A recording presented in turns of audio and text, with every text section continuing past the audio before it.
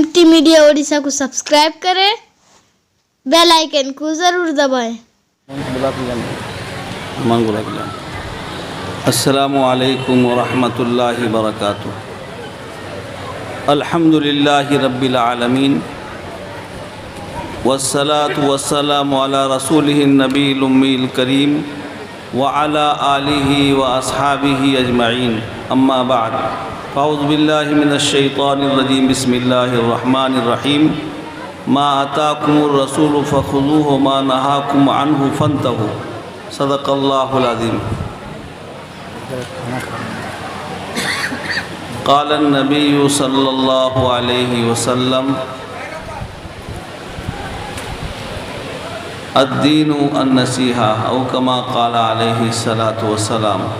अल्लाहुम्मा सल्लि अला सय्यिदना मुहम्मद व अला आलि सय्यिदना मुहम्मदिन व बारिक वसल्लिम। आप हज़रात भी एक मरतबा दरूद शरीफ पढ़ लीजिए।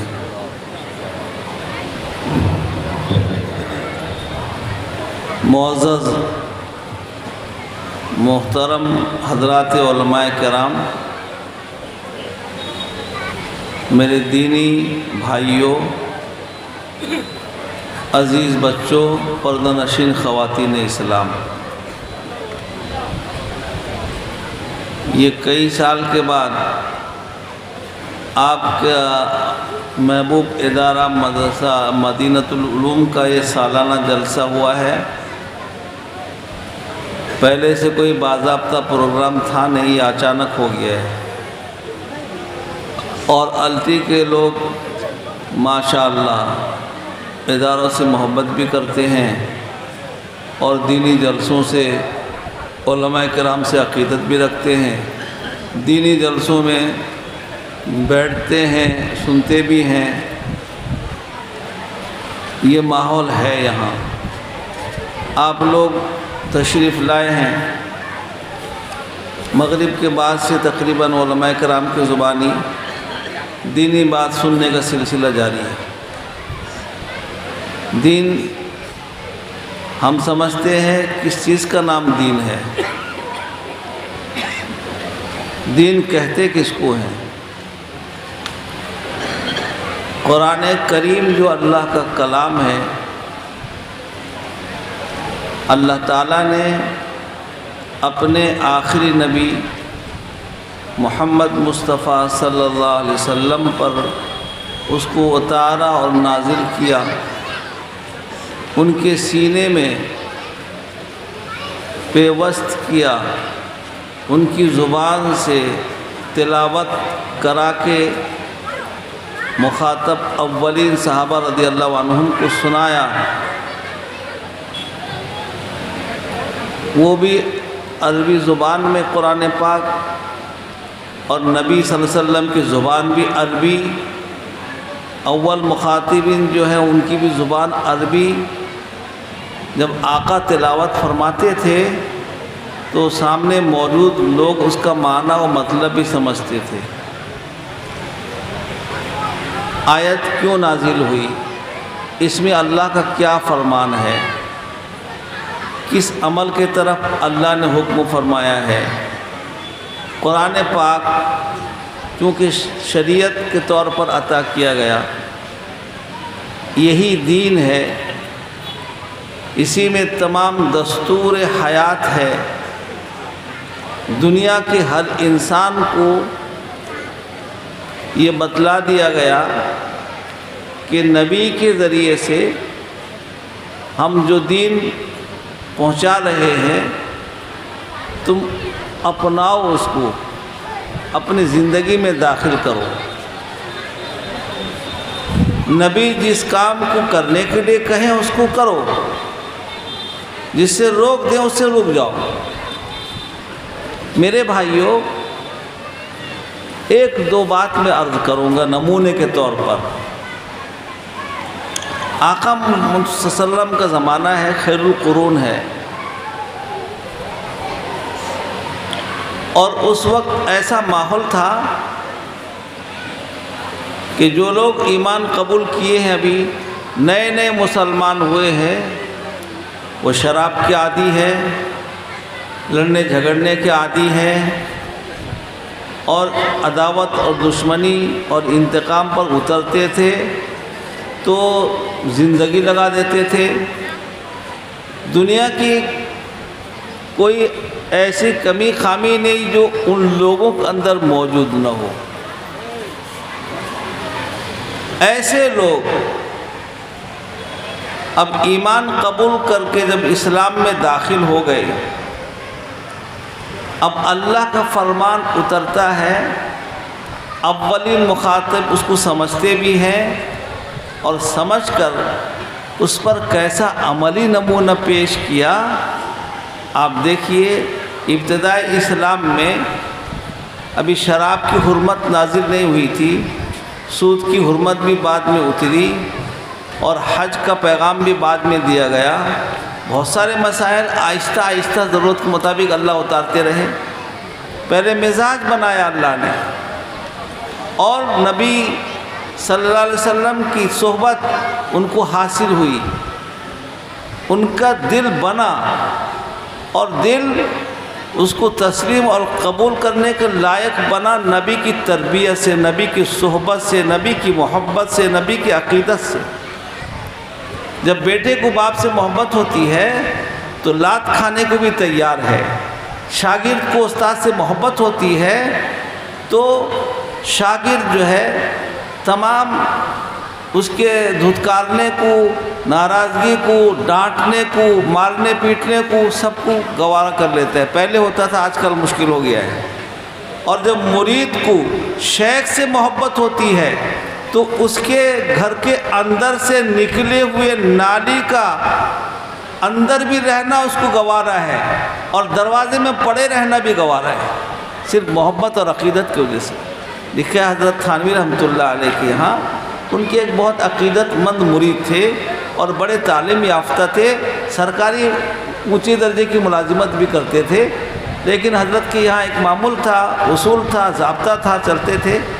تو کچھ ضابطے کے الٹا ہوا تو حضرت نے کہا کہ تم یہاں سے چلے جاؤ، یہ دروازے کے باہر پڑے رہے، جانے کو تیار نہیں۔ کسی نے کہا، حضرت نے کہا چلے جاؤ، چلے جانا چاہیے۔ کہا کہ حضرت کی حکومت اندر ہے، حضرت نے مجھے باہر کر دیا، اب باہر میری مرضی ہے، میں یہیں پڑا رہوں گا، اپنی دنیا میں پڑا رہوں گا، میں یہ در چھوڑ کر کہاں جاؤں گا، یہ در چھوڑ کر جاؤں گا کہاں، مجھے کہاں چین ملے گا، مجھے کہاں سکون ملے گا۔ یہ محبت کی وجہ سے یہ انہوں نے نمونہ پیش کیا۔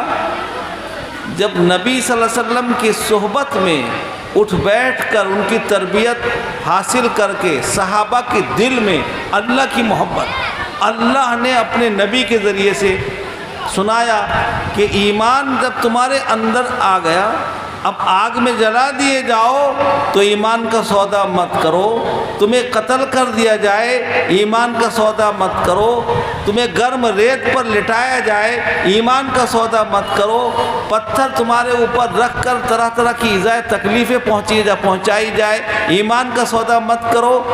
یہ کیسے ان کے اندر آئی یہ بات میرے بھائیوں، اللہ اکبر کیا کہنا۔ ایسے صحابہ اور صحابیات اس دور میں گزرے ہیں، ان کے تکلیف کو سن کر ہمارے رونگٹے کھڑے ہو جاتے ہیں۔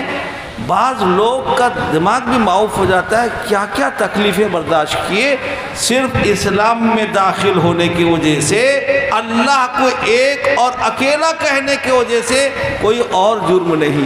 ایسے خالق و مالک سے رشتہ جوڑ رہے ہیں جس کے قبضے میں زمین ہے، جس کے اختیار میں ہوا ہے، جس نے ساری دنیا کا نظام چلا رکھا ہے، اگر وہ چاہتا وہیں ان کو تہس نہس کر دیتا اور اپنے چاہنے والے کو چمکا کے دکھا دیتا، اگر وہ چاہتا ہوا روک کر انہیں موت کے گھاٹ اتار دیتا اور اپنے چاہنے والے کو نجات دے دیتا، لیکن دستور ایسا نہیں ہے اللہ کا۔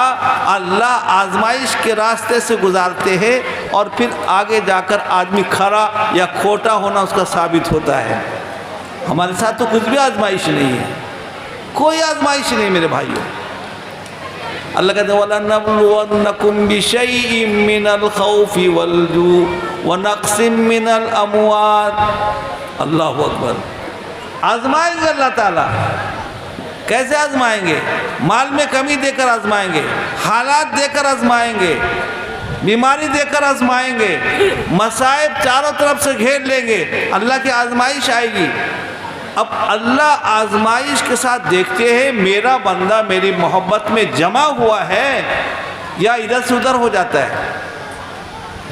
ایک اللہ کے نیک بندے برابر اللہ کو پکارتے ہیں، آواز آتی ہے تمہارا پکارنا ہمیں قبول نہیں ہے، تو جو ساتھ میں خادم ہمیشہ رہتا ہے وہ بھی آواز کو کسی طرح سن لیا، کہا کہ حضرت برسوں سے آپ اللہ کو پکار رہے ہیں اور آواز آتی ہے کہ تمہارا پکارنا قبول نہیں ہے، پھر آپ وہی کام میں لگے ہوئے۔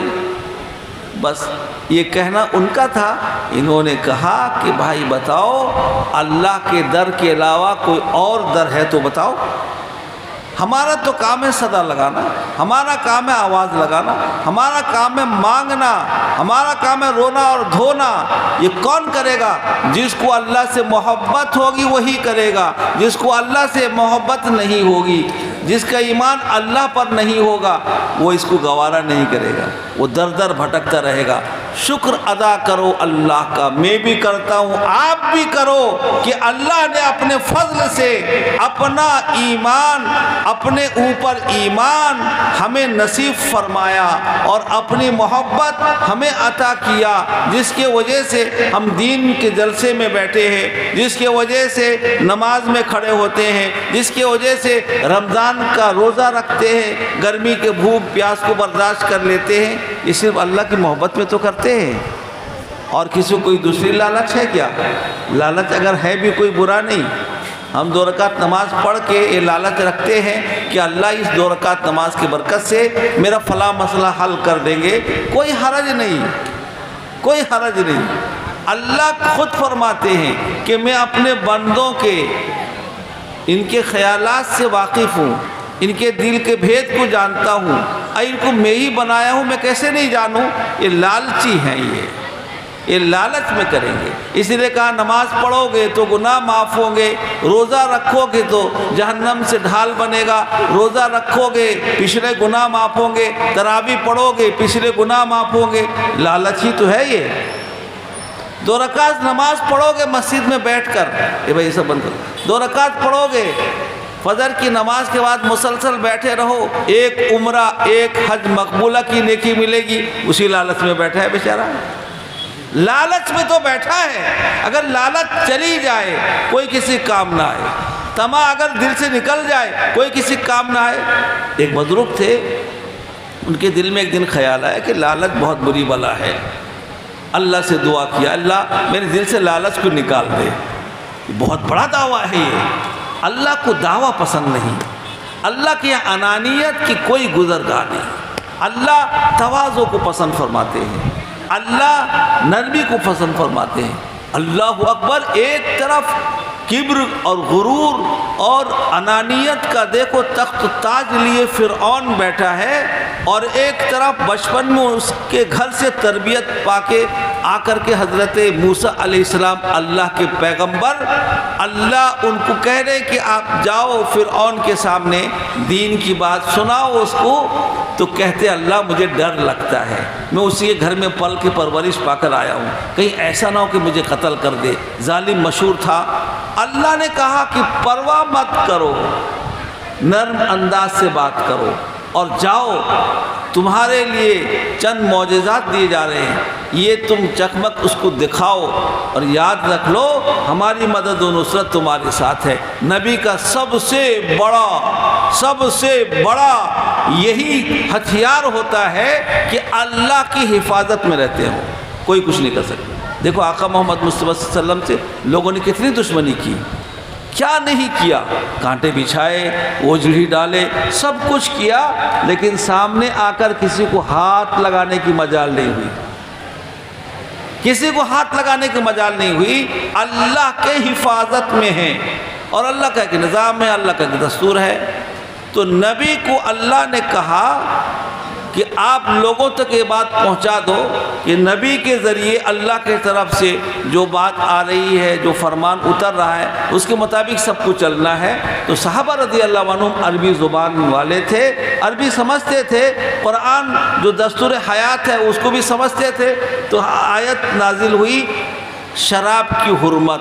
اس وقت جو لوگ تھے جسے چائے پیتے ہیں نا، چائے کی طرح شراب پینے کا عادی تھے، دن میں 10 مرتبہ 20 مرتبہ۔ کیا عملی نمونہ پیش کیا! اللہ تعالی ہمیں اس کا کچھ بھی حصہ عطا کر دے میرے بھائیوں۔ کہو آمین تو کہو۔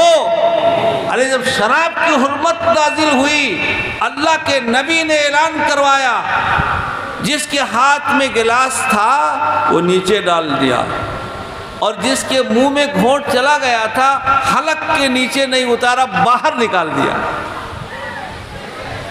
کہ اللہ کا حکم آ گیا، شراب پینا حرام ہے۔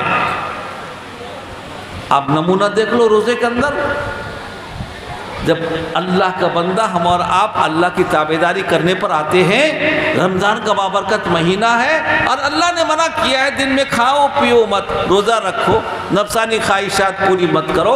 اور جب اس کو ماننے پر اللہ کا بندہ آتا ہے، کیسا نوجوان ہے، البیلا نوجوان ہے، چلبیلا نوجوان ہے، نماز کا کوئی پابند نہیں، لیکن روزہ رکھ لیا ہے، گھر کے اندر اکیلا ہے اور اس کے پاس اس کی پاکیزہ بیوی بھی موجود ہے، لیکن کیا مجال ہے جو اس سے مل لے؟ نہیں مل سکتا۔ اللہ نے منع کیا ہے، ماننے پر آیا تو ایسا مانا۔ پیاس سے باہر سے آیا، تڑپ رہا ہے، ہونٹ اس کے سوکھ رہے ہیں اور لیٹ گیا ہے کہ سکھ ہو رہا ہے بیچارہ۔ کسی نے کہا کہ بھائی روزہ تم کو لگ گیا ہے کیا، لو ایک گھونٹ پانی پی لو۔ کہا کہ نہ، میری جان چلی جائے گی، میں پانی نہیں پی سکتا۔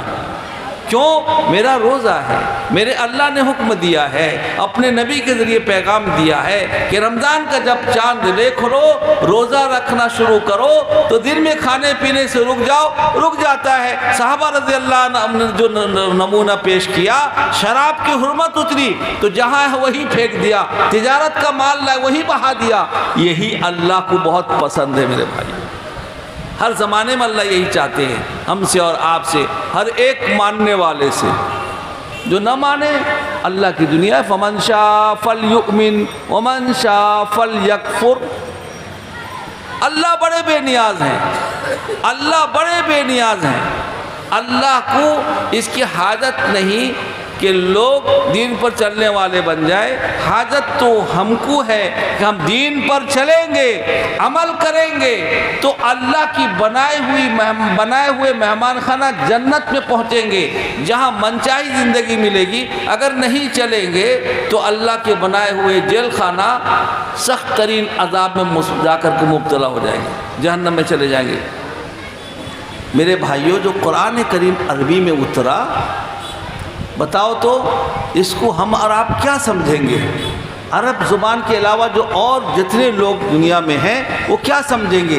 جن کی زبان بھی عربی ہے وہ بھی سمجھنے سے قاصر ہیں، اور وہ بھی اللہ کے نبی صلی اللہ علیہ وسلم کے بتائے ہوئے ترجمے کے مطابق سمجھتے ہیں۔ منمانی اگر سمجھیں گے تو گڑبڑ ہو جائے گا۔ آپ دیکھ لو شان نزول آتا ہے، یہ آیت کہاں اتری، کیوں اتری، یہ بھی آتا ہے، کس موقع سے آیت اتری، اس میں اللہ کا کیا فرمان ہے۔ ہمیں کچھ پتہ ہے؟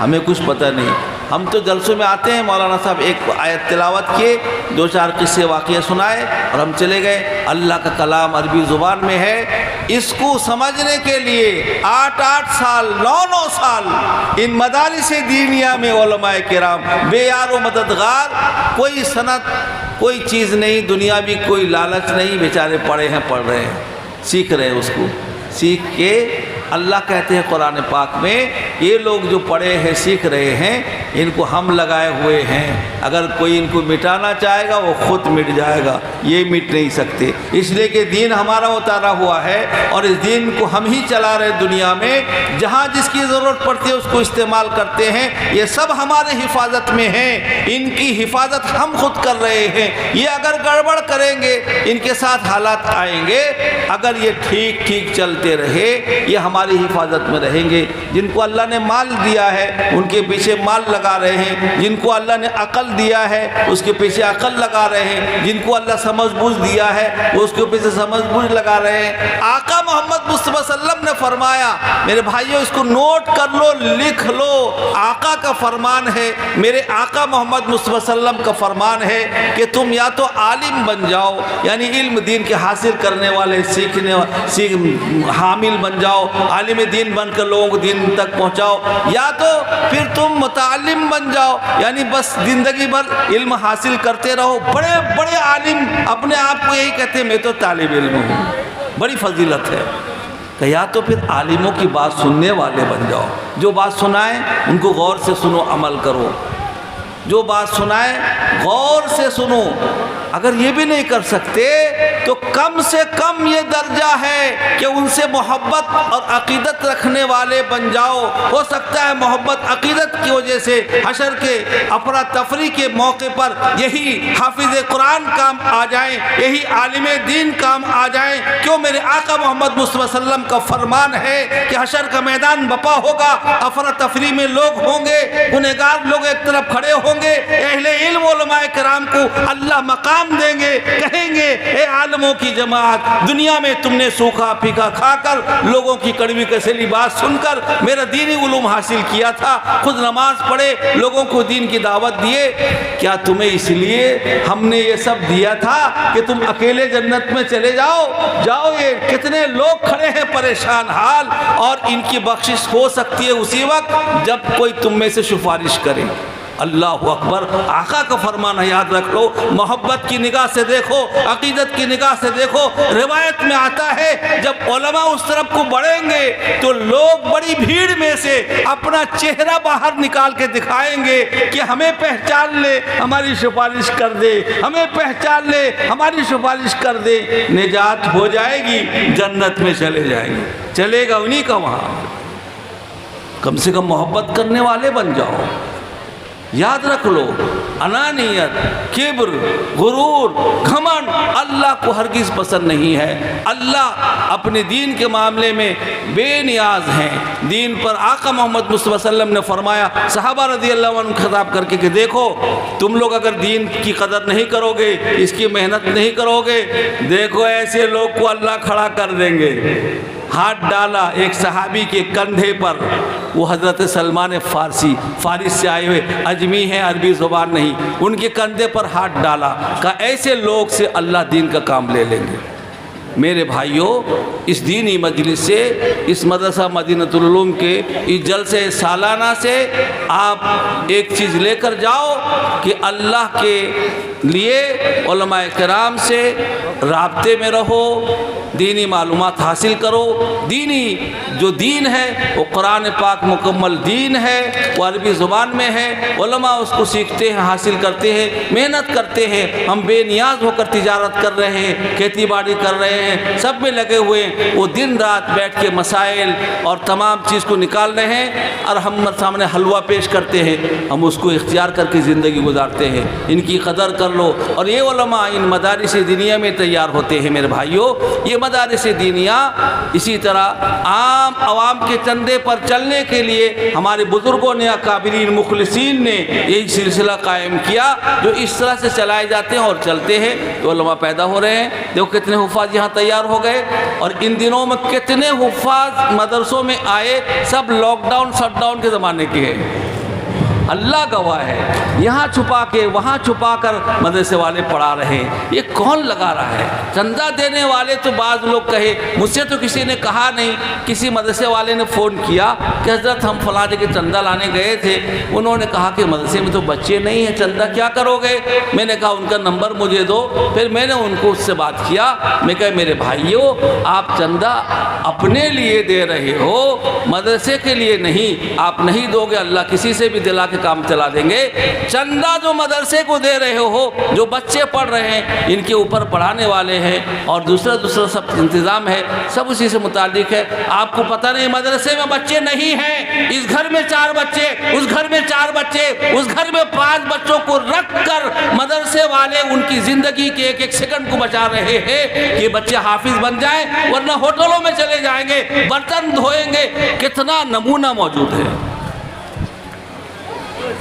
کوشش کر کے بیچارے چل رہے ہیں. میں نے کہا کوئی کہتا نہیں ہے, کوئی ایک آدھ بندہ کمزور کم فہمی کو جسے کہہ دیا ہوگا, کوئی حرج نہیں.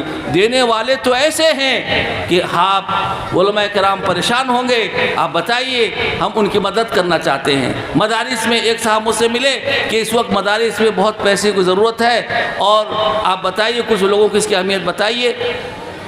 صاحب ثروت مالدار ہیں, کوئی عالم علماء نہیں, مدرسے والے نہیں. ایسے لوگ دنیا میں ہیں, تبھی تو کام چلتے, اتنے بڑے بڑے مدارس چلتے ہیں.